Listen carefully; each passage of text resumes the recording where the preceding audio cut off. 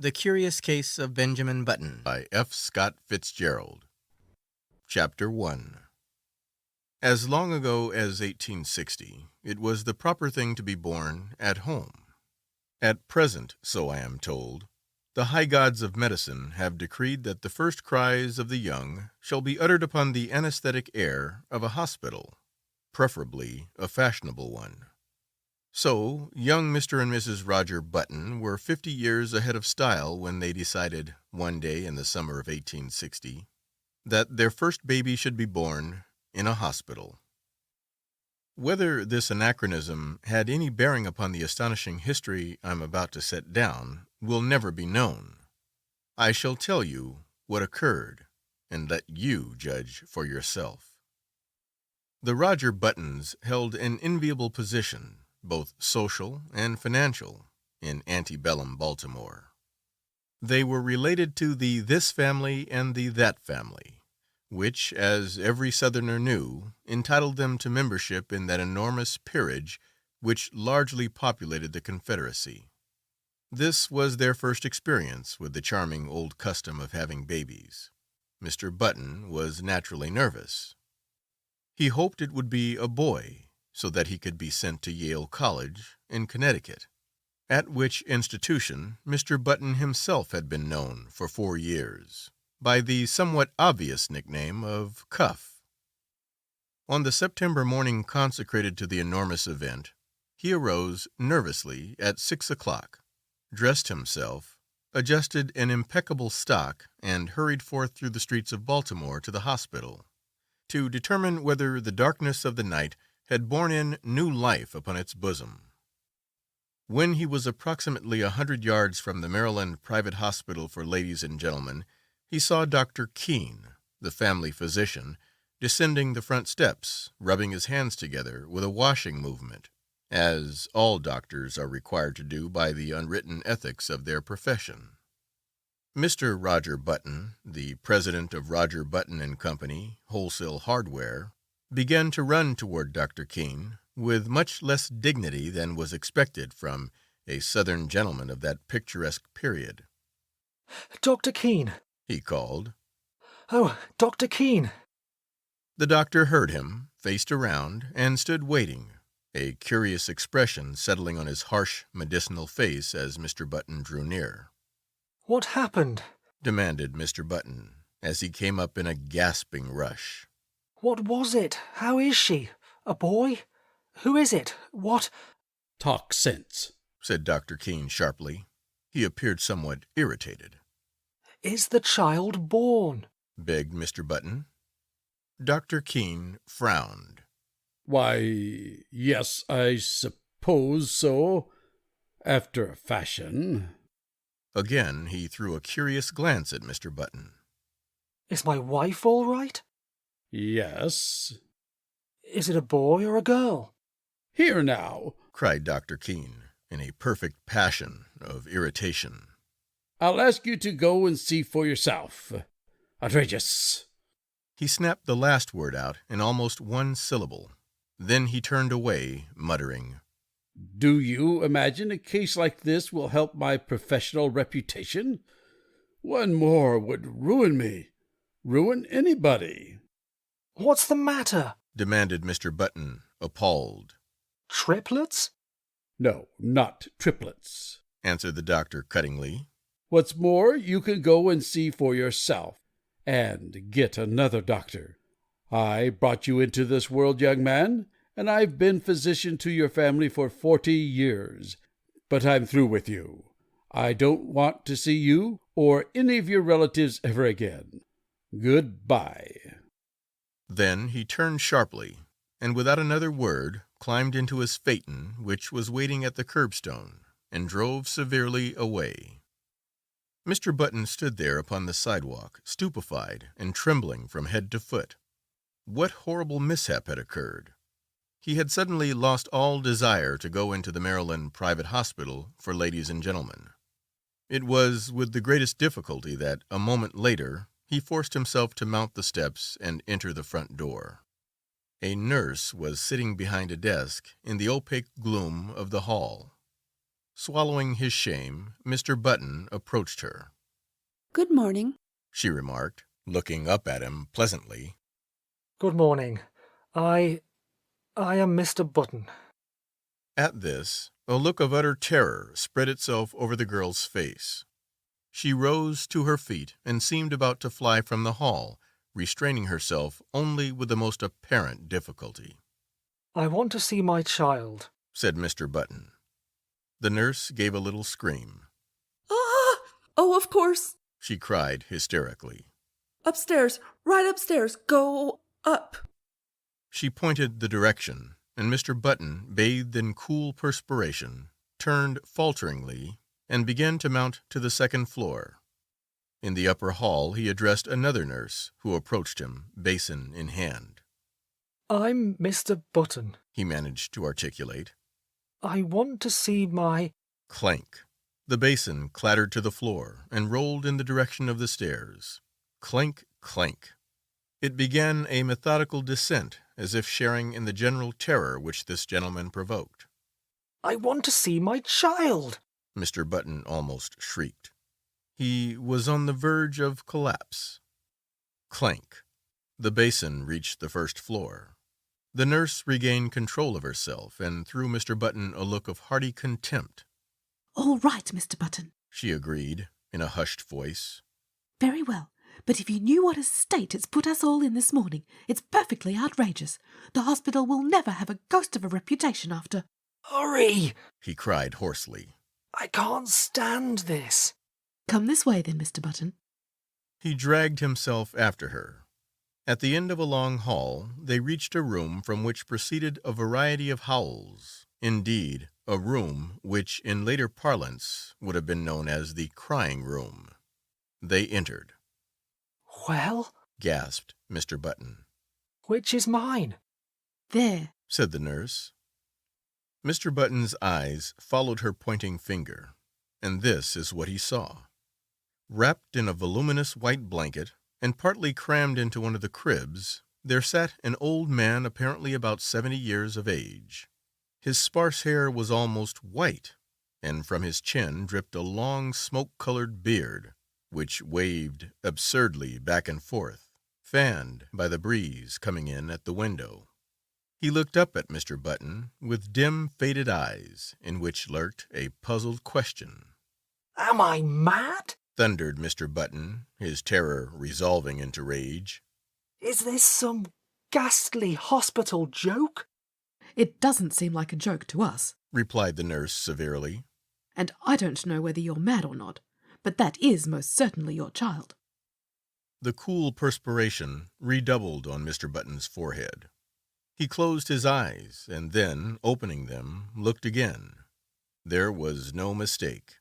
He was gazing at a man of 70, a baby of 70, a baby whose feet hung over the sides of the crib in which it was reposing. The old man looked placidly from one to the other for a moment, and then suddenly spoke in a cracked and ancient voice. "Are you my father?" he demanded. Mr. Button and the nurse started violently.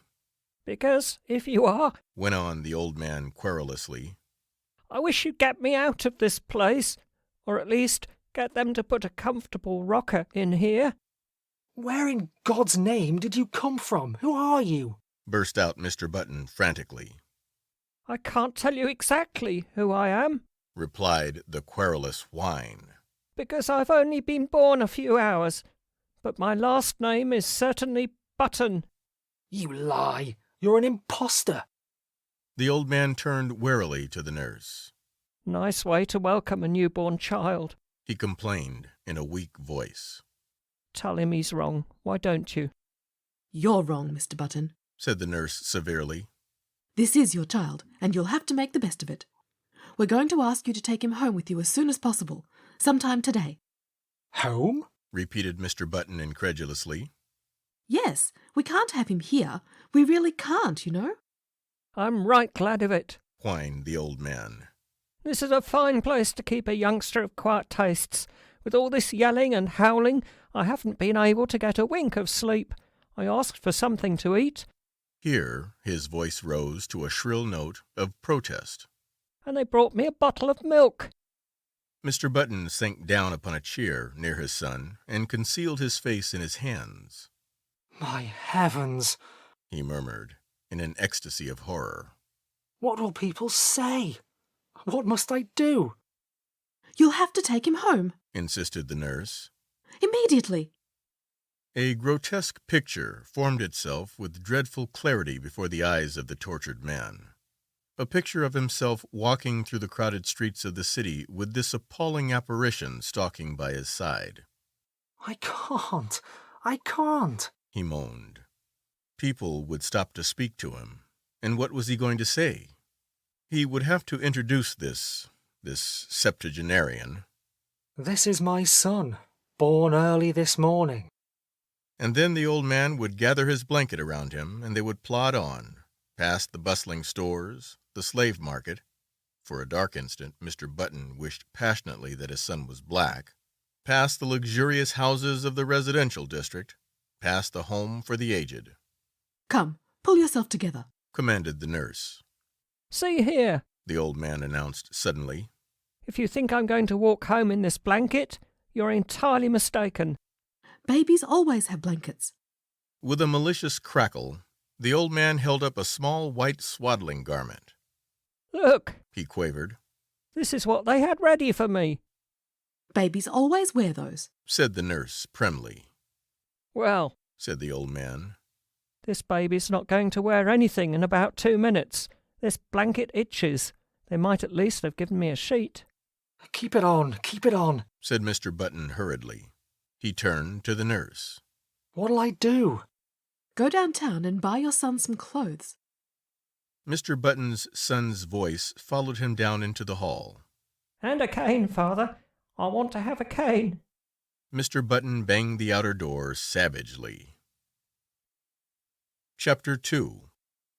Good morning, Mr. Button said nervously to the clerk in the Chesapeake Dry Goods Company. I want to buy some clothes for my child. How old is your child, sir?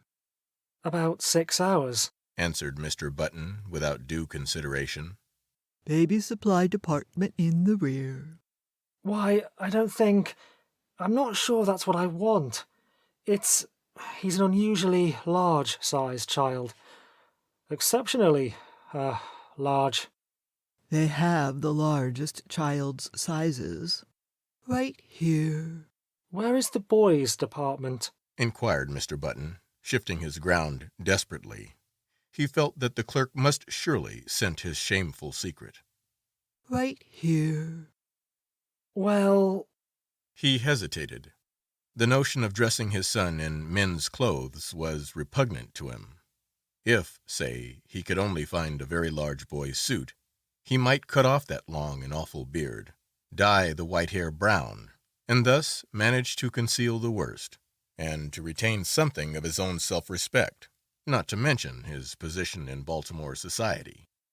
But a frantic inspection of the boys' department revealed no suits to fit the newborn Button. He blamed the store, of course. In such cases, it is the thing to blame the store. How old did you say that boy of yours was? Demanded the clerk, curiously. He's 16. Oh, I beg your pardon. I thought you said 6 hours. You'll find the youth's department in the next aisle. Mr. Button turned miserably away. Then he stopped, brightened, and pointed his finger toward a dressed dummy in the window display. There, he exclaimed. I'll take that suit, out there on the dummy. The clerk stared. Why, he protested. That's not a child's suit. At least it is, but it's for fancy dress. You could wear it yourself. Wrap it up, insisted the customer nervously. That's what I want. The astonished clerk obeyed.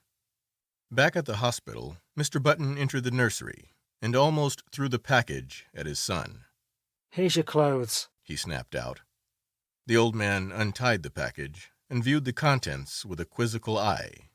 They look sort of funny to me, he complained. I don't want to be made a monkey of. You've made a monkey of me, retorted Mr. Button fiercely. Never you mind how funny you look. Put them on, or I'll spank you. He swallowed uneasily at the penultimate word, feeling, nevertheless, that it was the proper thing to say. All right, father. This with a grotesque simulation of filial respect. You've lived longer. You know best. Just as you say. As before, the sound of the word father caused Mr. Button to start violently. And hurry. I'm hurrying, father. When his son was dressed, Mr. Button regarded him with depression. The costume consisted of dotted socks, pink pants, and a belted blouse with a wide white collar. Over the latter waved the long whitish beard, drooping almost to the waist. The effect was not good. Wait! Mr. Button seized a hospital shears, and with 3 quick snaps amputated a large section of the beard. But even with this improvement, the ensemble fell far short of perfection. The remaining brush of scraggly hair, the watery eyes, the ancient teeth seemed oddly out of tone with the gaiety of the costume. Mr. Button, however, was obdurate. He held out his hand. Come along, he said sternly. His son took the hand trustingly. What are you going to call me, Dad? He quavered as they walked from the nursery. Just Baby for a while, till you think of a better name. Mr. Button grunted. I don't know, he answered harshly. I think we'll call you Methuselah. Chapter 3. Even after the new addition to the Button family had had his hair cut short, and then dyed to a sparse, unnatural black, had had his face shaved so close that it glistened, and had been attired in small boy clothes made to order by a flabbergasted tailor, it was impossible for Button to ignore the fact that his son was a poor excuse for a first family baby. Despite his aged stoop, Benjamin Button, for it was by this name they called him instead of by the appropriate but invidious Methuselah, was 5 feet 8 inches tall. His clothes did not conceal this, nor did the clipping and dyeing of his eyebrows disguise the fact that the eyes under were faded and watery and tired. In fact, the baby nurse, who had been engaged in advance, left the house after one look in a state of considerable indignation. But Mr. Button persisted in his unwavering purpose. Benjamin was a baby, and a baby he should remain. At first he declared that if Benjamin didn't like warm milk, he could go without food altogether. But he was finally prevailed upon to allow his son bread and butter, and even oatmeal, by way of a compromise. One day he brought home a rattle, and, giving it to Benjamin, insisted in no uncertain terms that he should play with it, whereupon the old man took it with a weary expression, and could be heard jingling it obediently at intervals throughout the day. There can be no doubt, though, that the rattle bored him, and that he found other and more soothing amusements when he was left alone. For instance, Mr. Button discovered one day that during the preceding week he had smoked more cigars than ever before, a phenomenon which was explained a few days later when, entering the nursery unexpectedly, he found the room full of faint blue haze, and Benjamin, with a guilty expression on his face, trying to conceal the butt of a dark Havana. This, of course, called for a severe spanking, but Mr. Button found that he could not bring himself to administer it. He merely warned his son that he would stunt his growth. Nevertheless, he persisted in his attitude. He brought home lead soldiers, he brought toy trains, he brought large, pleasant animals made of cotton, and, to perfect the illusion which he was creating, for himself at least, he passionately demanded of the clerk in the toy store whether the paint would come off the pink duck if the baby put it in his mouth. But despite all his father's efforts, Benjamin refused to be interested. He would steal down the back stairs and return to the nursery with a volume of the Encyclopedia Britannica, over which he would pore through an afternoon, while his cotton cows and his Noah's Ark were left neglected on the floor. Against such a stubbornness, Mr. Button's efforts were of little avail. The sensation created in Baltimore was at first prodigious. What the mishap would have cost the Buttons and their kinsfolk socially cannot be determined, for the outbreak of the Civil War drew the city's attention to other things. A few people who were unfailingly polite racked their brains for compliments to give to the parents, and finally hit upon the ingenious device of declaring that the baby resembled his grandfather, a fact which, due to the standard state of decay common to all men of 70, could not be denied. Mr. and Mrs. Roger Button were not pleased, and Benjamin's grandfather was furiously insulted. Benjamin, once he left the hospital, took life as he found it. Several small boys were brought to see him, and he spent a stiff-jointed afternoon trying to work up an interest in tops and marbles. He even managed, quite accidentally, to break a kitchen window with a stone from a slingshot, a feat which secretly delighted his father. Thereafter, Benjamin contrived to break something every day, but he did these things only because they were expected of him, and because he was by nature obliging. When his grandfather's initial antagonism wore off, Benjamin and that gentleman took enormous pleasure in one another's company. They would sit for hours, these two, so far apart in age and experience, and, like old cronies, discuss with tireless monotony the slow events of the day. Benjamin felt more at ease in his grandfather's presence than in his parents'. They seemed always somewhat in awe of him, and, despite the dictatorial authority they exercised over him, frequently addressed him as Mister. He was as puzzled as anyone else at the apparently advanced age of his mind and body at birth. He read up on it in the medical journal, but found that no such case had been previously recorded. At his father's urging, he made an honest attempt to play with other boys, and frequently he joined in the milder games. Football shook him up too much, and he feared that in case of a fracture, his ancient bones would refuse to knit. When he was 5, he was sent to kindergarten, where he initiated into the art of pasting green paper on orange paper, of weaving colored maps and manufacturing eternal cardboard necklaces. He was inclined to drowse off to sleep in the middle of these tasks, a habit which both irritated and frightened his young teacher. To his relief, she complained to his parents, and he was removed from the school. The Roger Buttons told their friends that they felt he was too young. By the time he was 12 years old, his parents had grown used to him.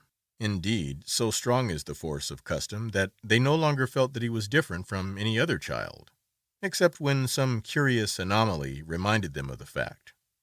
But one day, a few weeks after his 12th birthday, while looking in the mirror, Benjamin made, or thought he made, an astonishing discovery. Did his eyes deceive him, or had his hair turned in the dozen years of his life from white to iron gray under its concealing dye? Was the network of wrinkles on his face becoming less pronounced? Was his skin healthier and firmer, with even a touch of ruddy winter color? He could not tell. He knew that he no longer stooped, and that his physical condition had improved since the early days of his life. Can it be? He thought to himself, or rather, scarcely dared to think. He went to his father. I am grown, he announced determinedly. I want to put on long trousers. His father hesitated. Well, he said finally. I don't know. 14 is the age for putting on long trousers, and you're only 12. But you'll have to admit, protested Benjamin, that I'm big for my age. His father looked at him with illusory speculation. Oh, I'm not so sure of that, he said. I was as big as you when I was 12. This was not true. It was all part of Roger Button's silent agreement with himself to believe in his son's normality. Finally, a compromise was reached. Benjamin was to continue to dye his hair. He was to make a better attempt to play with boys of his own age.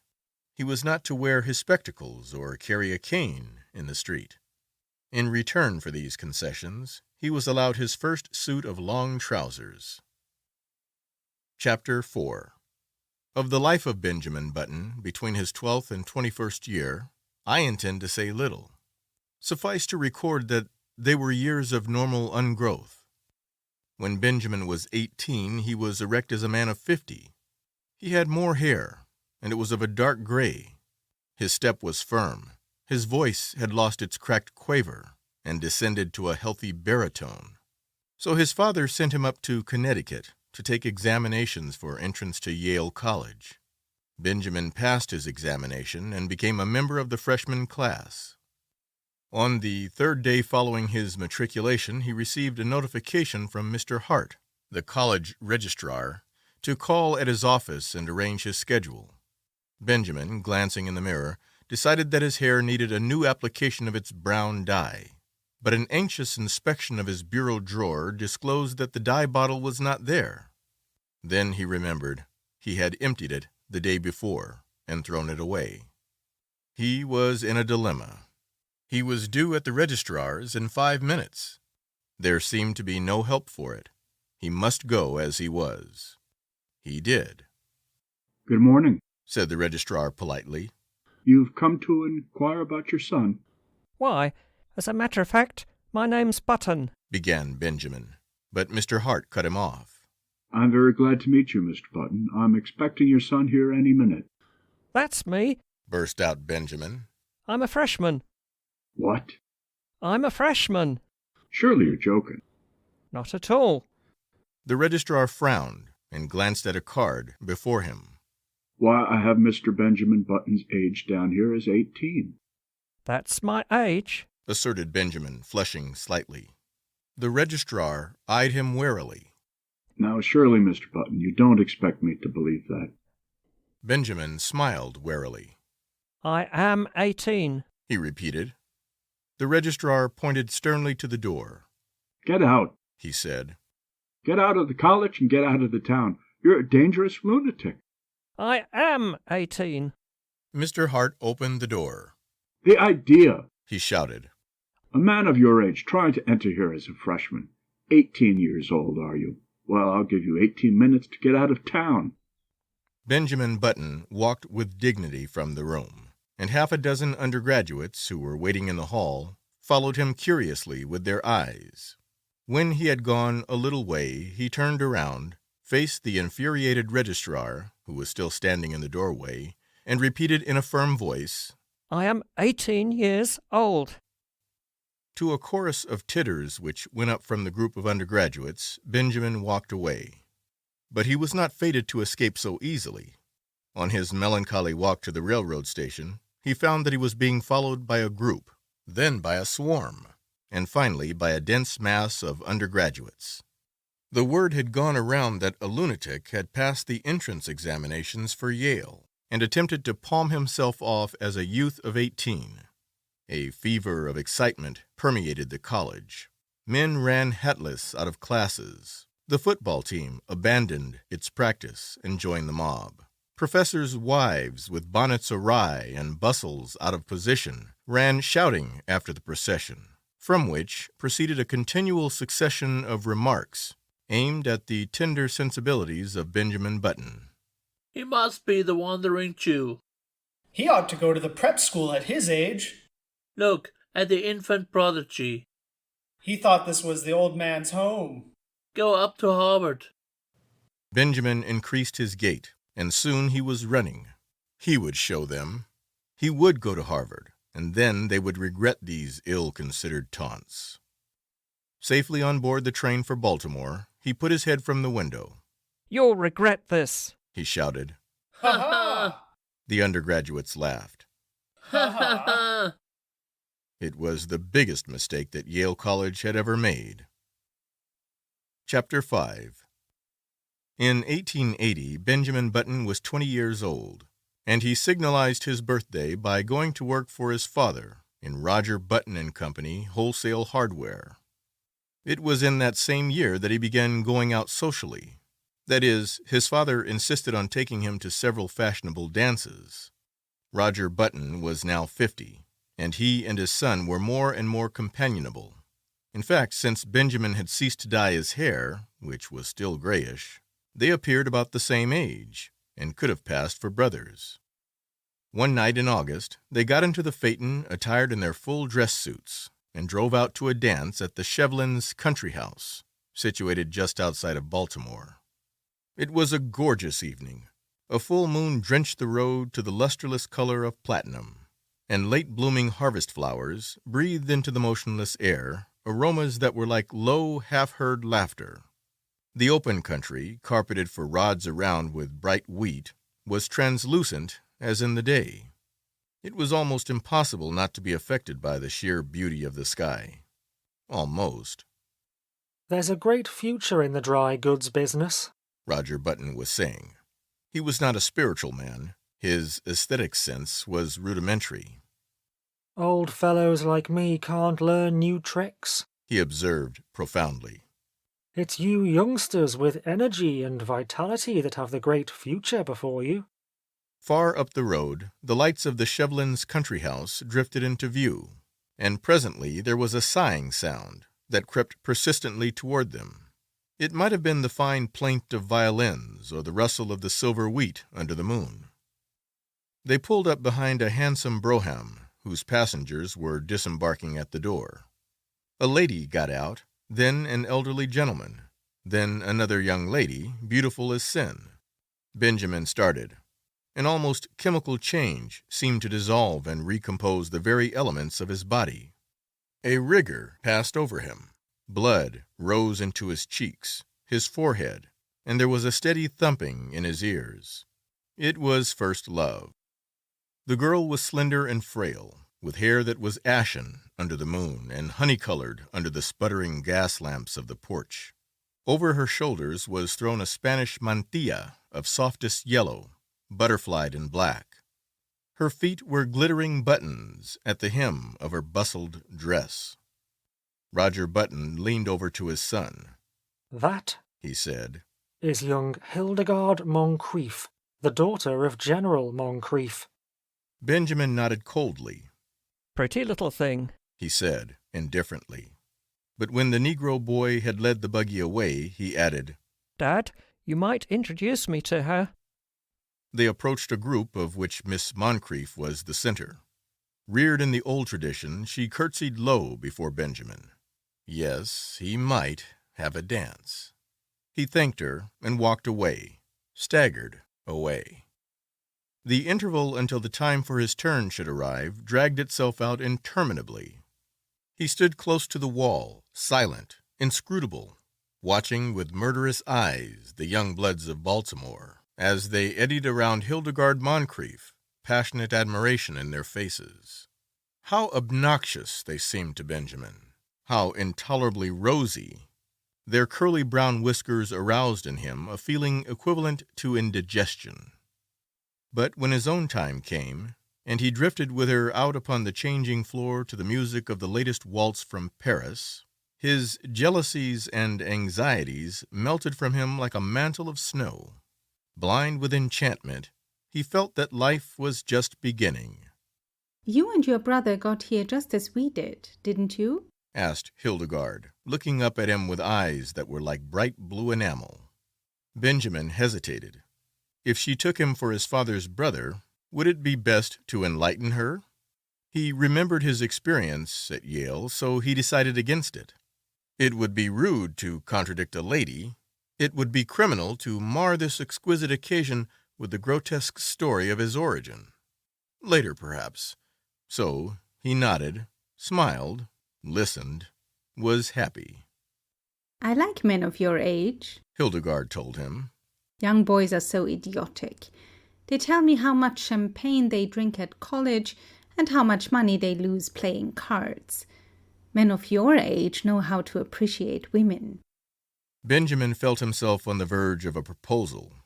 With an effort, he choked back the impulse. You're just a romantic age, she continued. 50. 25 is too worldly wise.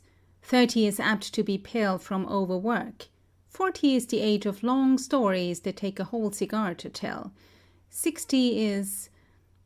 60 is too near 70. But 50 is the mellow age. I love 50. 50 seemed to Benjamin a glorious age. He longed passionately to be 50. I've always said, went on Hildegard, that I'd rather marry a man of 50 and be taken care of than marry a man of 30 and take care of him. For Benjamin, the rest of the evening was bathed in a honey-colored mist. Hildegard gave him 2 more dances, and they discovered that they were marvelously in accord on all the questions of the day. She was to go driving with him on the following Sunday, and then they would discuss all these questions further. Going home in the phaeton just before the crack of dawn, when the first bees were humming and the fading moon glimmered in the cool dew, Benjamin knew vaguely that his father was discussing wholesale hardware. And what do you think should merit our biggest attention after hammers and nails? The elder Button was saying. Love, replied Benjamin absent-mindedly. Lugs? Exclaimed Roger Button. Why, I've just covered the question of lugs. Benjamin regarded him with dazed eyes, just as the eastern sky was suddenly cracked with light, and an oriole yawned piercingly in the quickening trees. Chapter 6. When 6 months later the engagement of Miss Hildegard Moncrief to Mr. Benjamin Button was made known, I say made known, for General Moncrief declared he would rather fall upon his sword than announce it, the excitement in Baltimore society reached a feverish pitch. The almost forgotten story of Benjamin's birth was remembered and sent out upon the winds of scandal in picaresque and incredible forms.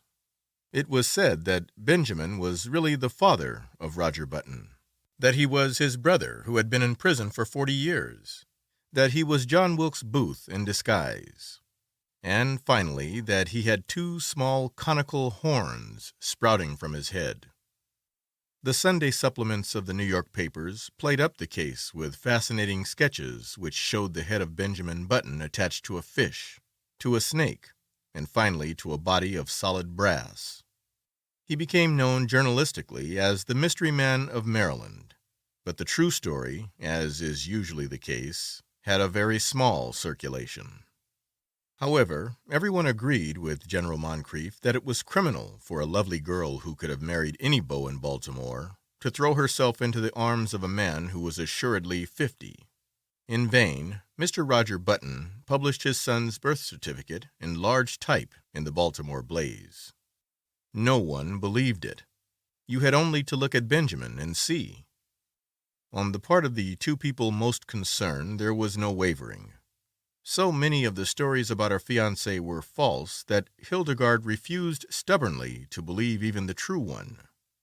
In vain, General Moncrief pointed out to her the high mortality among men of 50, or, at least, among men who looked 50. In vain he told her of the instability of the wholesale hardware business. Hildegard had chosen to marry for mellowness, and marry she did. Chapter 7. In one particular, at least, the friends of Hildegard Moncrief were mistaken. The wholesale hardware business prospered amazingly. In the 15 years between Benjamin Button's marriage in 1880 and his father's retirement in 1895, the family fortune was doubled, and this was due largely to the younger member of the firm. Needless to say, Baltimore eventually received the couple to its bosom. Even old General Moncrief became reconciled to his son-in-law when Benjamin gave him the money to bring out his History of the Civil War in 20 volumes, which had been refused by 9 prominent publishers. In Benjamin himself, 15 years had wrought many changes. It seemed to him that the blood flowed with new vigor through his veins. It began to be a pleasure to rise in the morning, to walk with an active step along the busy, sunny street, to work untiringly with his shipments of hammers and his cargoes of nails. It was in 1890 that he executed his famous business coup. He brought up the suggestion that all nails used in nailing up the boxes in which nails are shipped are the property of the shippee. A proposal which became a statute was approved by Chief Justice Fossil and saved Roger Button and Company Wholesale Hardware more than 600 nails every year. In addition, Benjamin discovered that he was becoming more and more attracted by the gay side of life. It was typical of his growing enthusiasm for pleasure that he was the first man in the city of Baltimore to own and run an automobile. Meeting him on the street, his contemporaries would stare enviously at the picture he made of health and vitality. "He seems to grow younger every year," they would remark. And if old Roger Button, now 65 years old, had failed at first to give a proper welcome to his son, he atoned at last by bestowing on him what amounted to adulation. And here we come to an unpleasant subject which it will be well to pass over as quickly as possible. There was only one thing that worried Benjamin Button. His wife had ceased to attract him. At that time, Hildegard was a woman of 35, with a son, Roscoe, 14 years old. In the early days of their marriage, Benjamin had worshipped her. But as the years passed, her honey-colored hair became an unexciting brown. The blue enamel of her eyes assumed the aspect of cheap crockery. Moreover, and most of all, she had become too settled in her ways, too placid, too content, too anemic in her excitements, and too sober in her taste. As a bride, it had been she who had dragged Benjamin to dances and dinners. Now conditions were reversed. She went out socially with him, but without enthusiasm, devoured already by that eternal inertia which comes to live with each of us one day and stays with us to the end. Benjamin's discontent waxed stronger. At the outbreak of the Spanish-American War in 1898, his home had for him so little charm that he decided to join the army. With his business influence, he obtained a commission as captain and proved so adaptable to the work that he was made a major and finally a lieutenant colonel, just in time to participate in the celebrated charge up San Juan Hill. He was slightly wounded and received a medal. Benjamin had become so attached to the activity and excitement of army life that he regretted to give it up, but his business required attention, so he resigned his commission and came home. He was met at the station by a brass band and escorted to his house. Chapter 8. Hildegard, waving a large silk flag, greeted him on the porch, and even as he kissed her he felt with a sinking of the heart that these 3 years had taken their toll. She was a woman of 40 now, with a faint skirmish line of gray hairs in her head.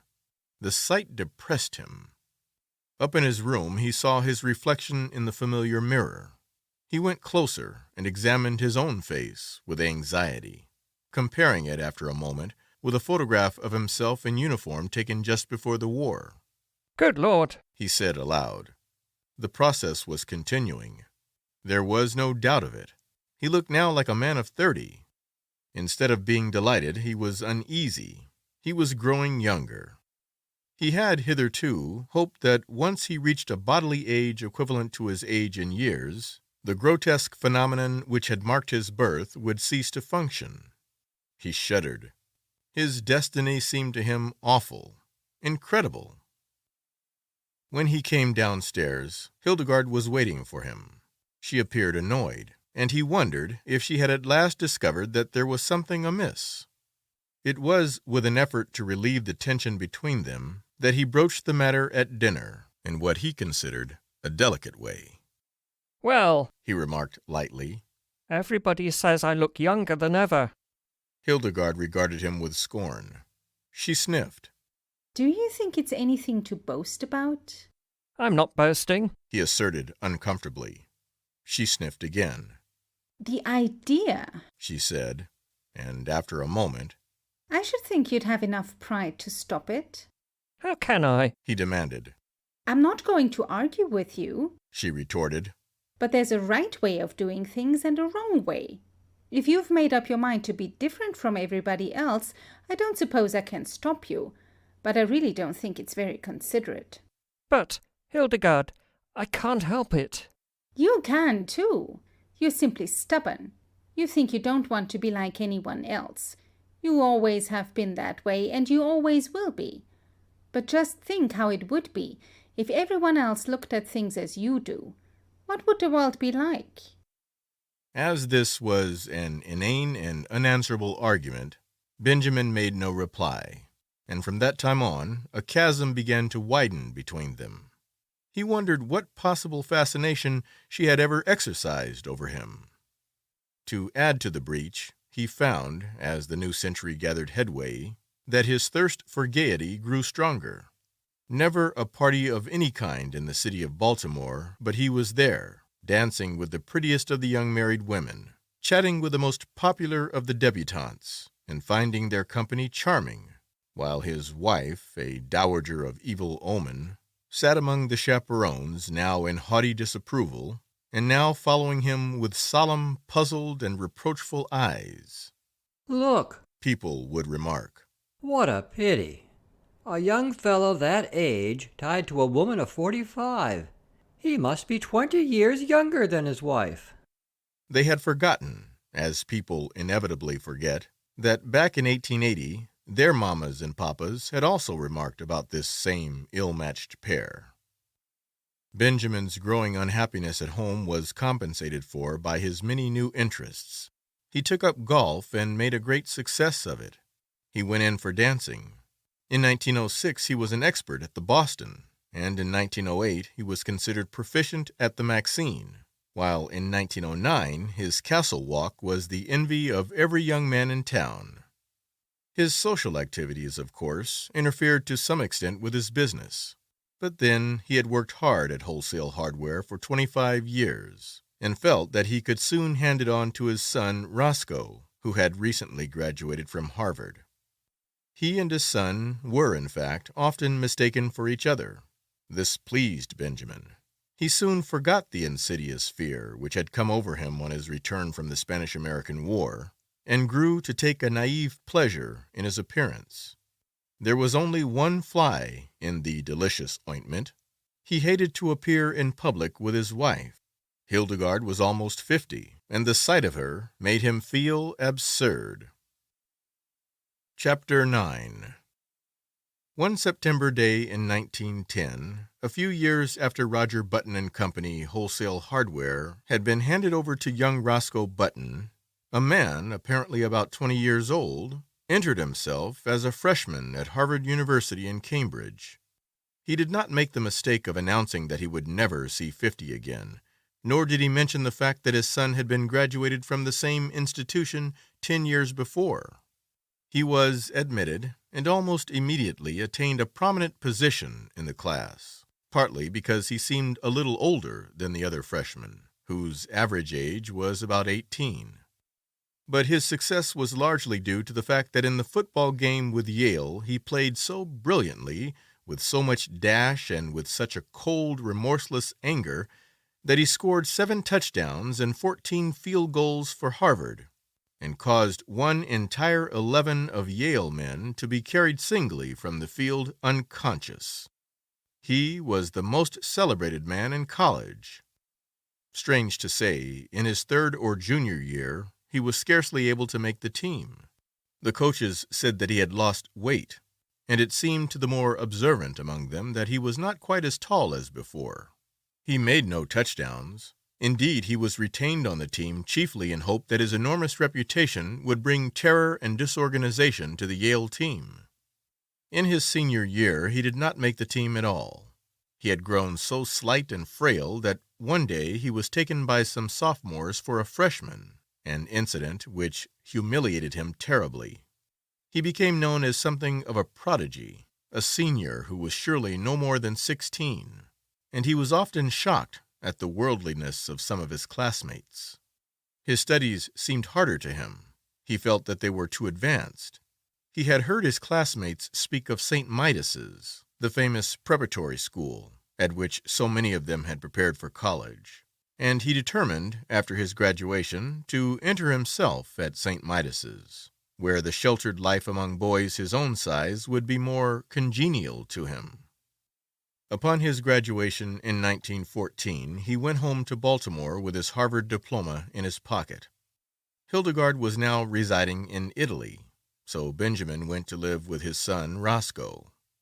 But though he was welcomed in a general way, there was obviously no heartiness in Roscoe's feeling toward him.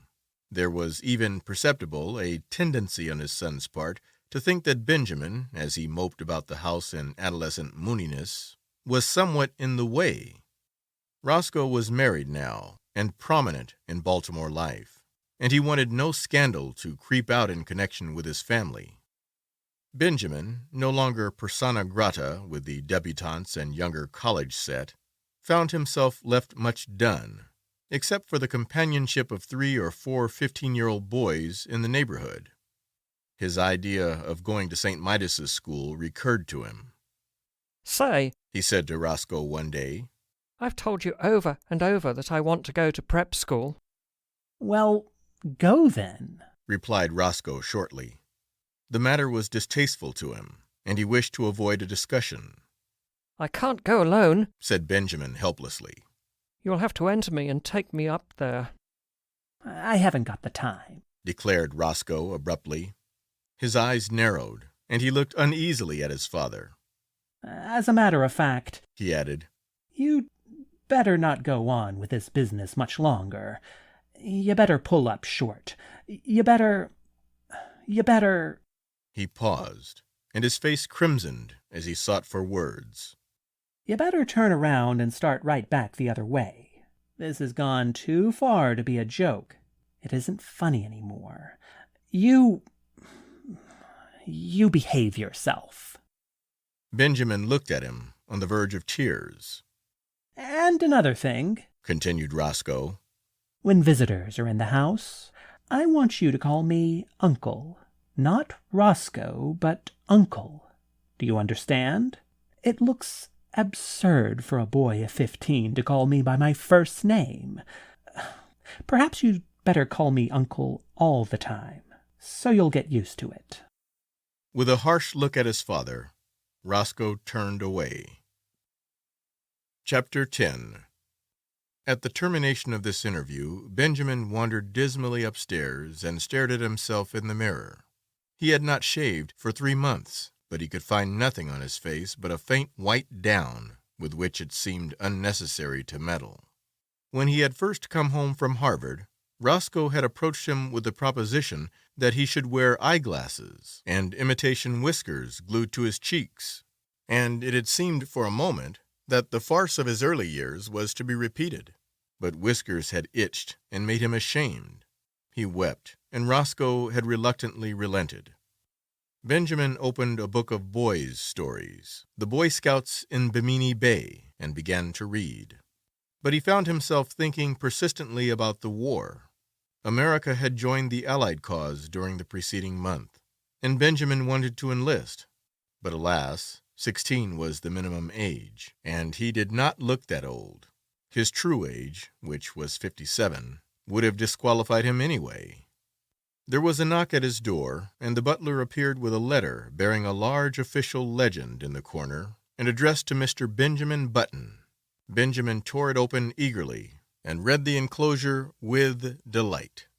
It informed him that many reserve officers who had served in the Spanish-American War were being called back into service with a higher rank, and it enclosed his commission as Brigadier General in the United States Army, with orders to report immediately. Benjamin jumped to his feet fairly quivering with enthusiasm. This was what he wanted. He seized his cap, and 10 minutes later he had entered a large tailoring establishment on Charles Street and asked in his uncertain treble to be measured for a uniform. Want to play soldier, Sonny? Demanded a clerk casually.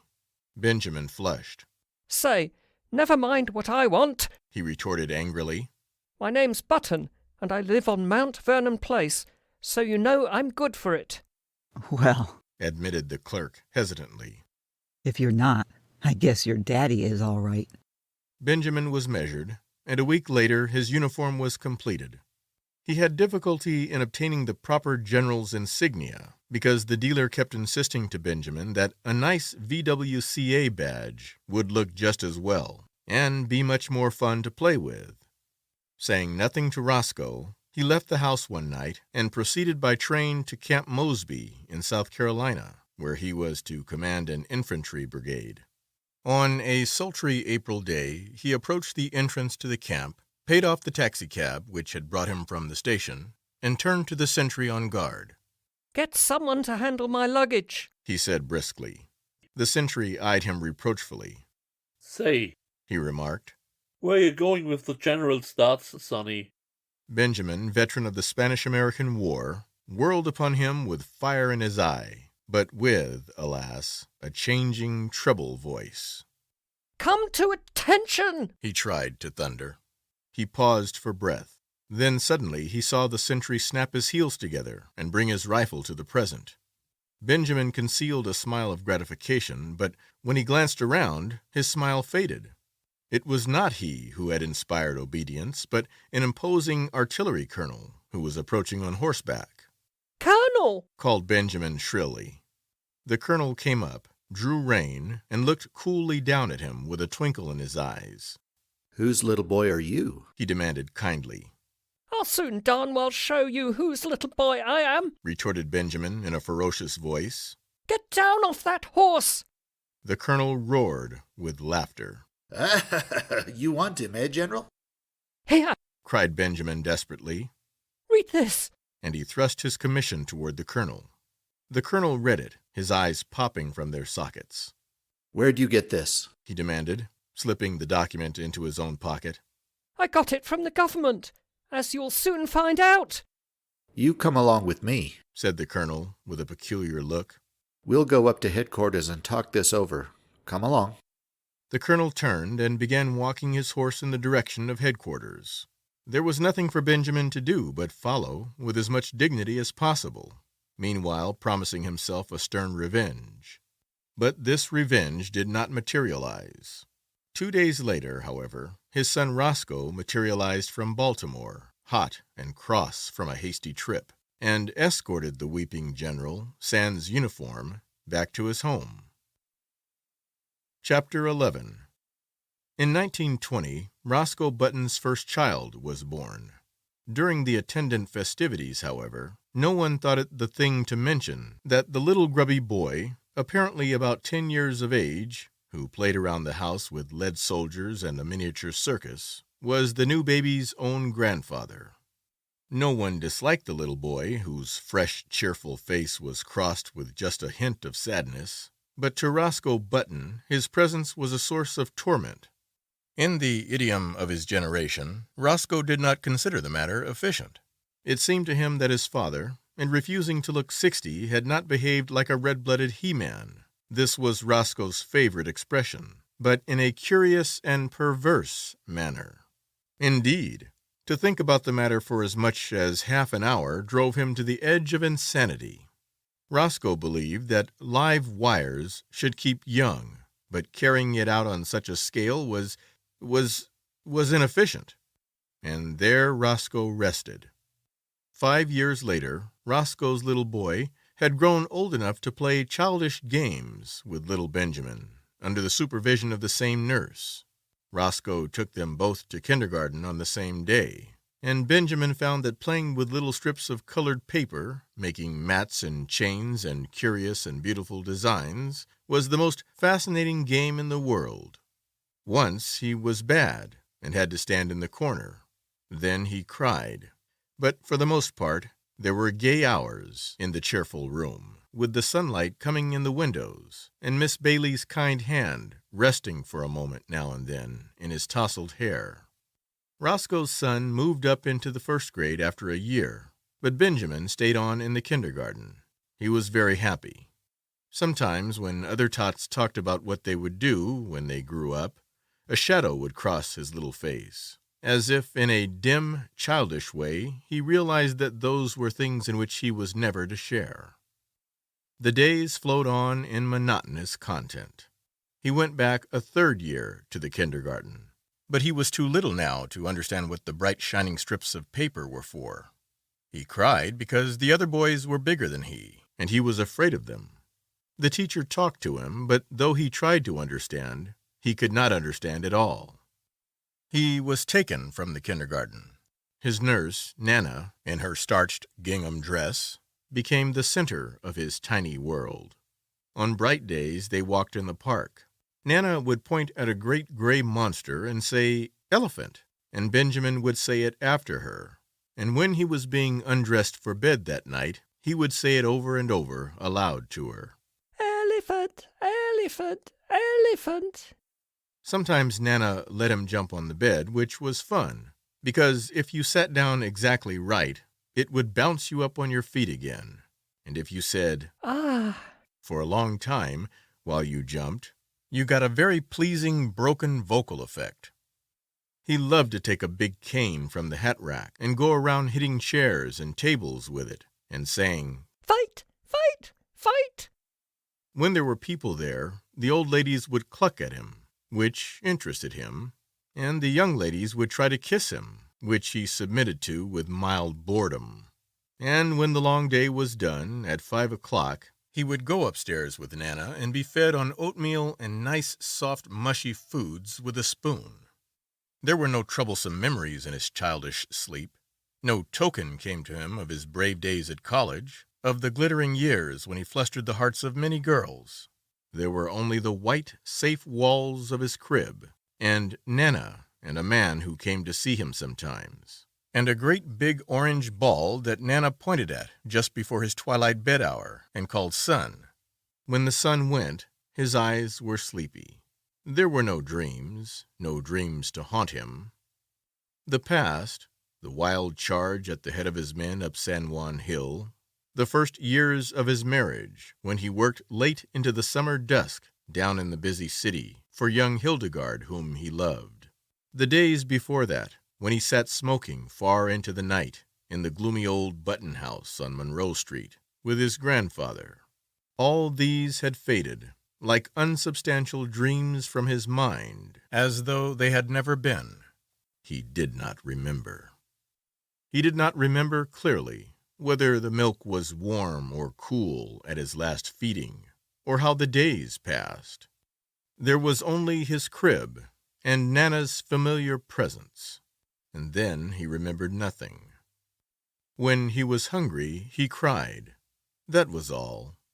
Through the noons and nights he breathed, and over him there were soft mumblings and murmurings that he scarcely heard, and faintly differentiated smells, and light and darkness.